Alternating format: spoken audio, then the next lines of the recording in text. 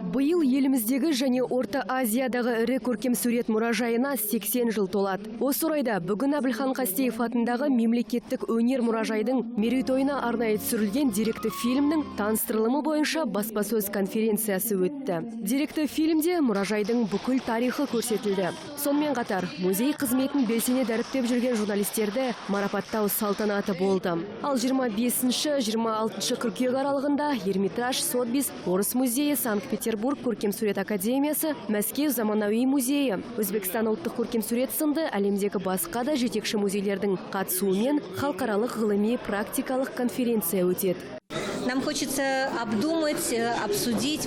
Алда өтетін конференцияда мұражайға қатысты маңызды өзекті мәселелерді талқылағымыз келеді. Сонымен бірге қонақтарға және қала тұрғындарына музейдің 80 жылдығына арналған көрмелерді көрсетеміз. Біріншіден, бұл көрмеде мұражайдың қалай құрылғаны, екіншіден, коллекцияларды қайта қалпына келтірген арнайы орталықтың жұмысын көрсету. Осы адамдардың арқасында барлық коллекциялар сақталып отыр.